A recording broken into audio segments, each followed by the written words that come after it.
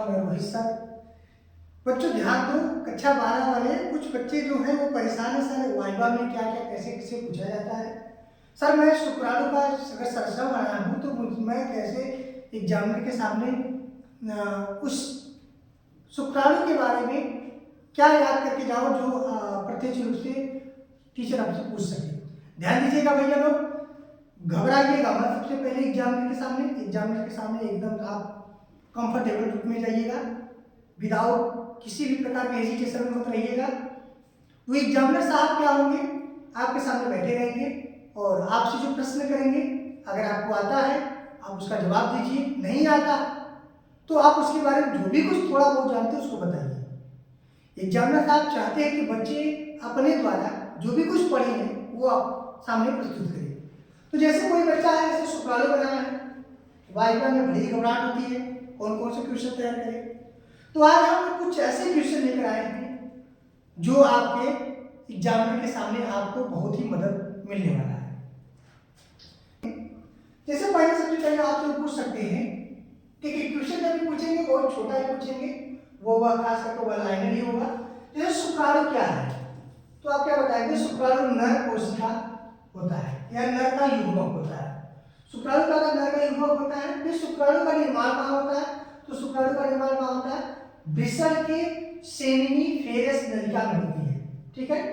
इसके बाद शुक्राणु निर्माण की प्रक्रिया क्या कहलाती है, स्पर्मेटोजेनेसिस कहलाती है, या इसे हिंदी में हम लोग क्या कहते हैं, शुक्र जनन कहलाते हैं। ठीक है, शुक्र जनन कहते हैं हम लोग। फिर कहते हैं एक परिपक्व शुक्राणु कितने भाग होते हैं, तो 4 भाग होते हैं। ऊपर शीर्ष होता है, ग्रीवा होता है, मध्य होता है और लास्ट में पूंछ होती है। माने हेड होता है, नेक होता है और मिडल पार्ट होता है और टेल होता है, माने पूंछ होती है। शुक्राणु का शीर्ष भाग किससे ढका होता है, एक्रोसोम। शुक्राणु के ऊपर टोपी जैसी सब्सटेंस पाई जाती है जिसे एक्रोसोम कहते हैं। और एक्रोसोम के अंदर एक एंजाइम भरा होता है, उस एंजाइम का नाम क्या होता है, हाइलुरोनिडेज व प्रोटीओलिटिक एंजाइम पाया जाता है। प्रोटीओलिटिक एंजाइम पाया जाता है। शुक्राणु का मुख्य कार्य क्या होता है, अंडाणु से निषेचन करना होता है। ठीक है। शुक्राणु, अगला शुक्राणु में ऊर्जा कहाँ से मिलती है, तो शुक्राणु के मध्य भाग में माइटोकॉन्ड्रिया पाया जाता है, वहां से ऊर्जा मिलती है। शुक्राणु की पूंछ का कार्य क्या होता है, शुक्राणु की पूंछ जो होती है वो गति करती है, फ्लैगेलेट। जब शुक्राणु गति करके अंडाणु के पास जाता है तो वो फ्लैगेलेट करती है। ठीक है, उसको क्या करता है, मूव करता है। मानव शुक्राणु की गुणसूत्र संगठन क्या होता है, हैप्लॉइड होता है। 23 जोड़ी होता है, 23 होता है केवल, और जब ये दो लोग मिलते हैं तो क्या हो जाता है, 23 जोड़ी अर्थात 46 हो जाता है। ठीक है, जैसे 23 तो शुक्राणु में हो गया, ठीक है, और 23 तो अंडाणु में हो गया, 23 के अंडाणु में हो गया, और जब दोनों आपस में संलयन करता है तो 46 गुणसूत्र बन जाते हैं। समझ में आया? अगला क्या है, शुक्राणु का जीवन काल कितना होता है, 48 से 62 घंटे की होती है। शुक्राणु में लिंग किसके होता है, एक्स या वाई गुणसूत्र से होता है, जो कि पुरुष का या पिता का होता है। शुक्राणु का कार्य कैसा होता है, टारपोल। टारपोल मतलब टैडपोल। टैडपोल जो होता है लार्वा होता है, मेढक का जो लार्वा होता है उसे बोलते हैं टैडपोल लार्वा।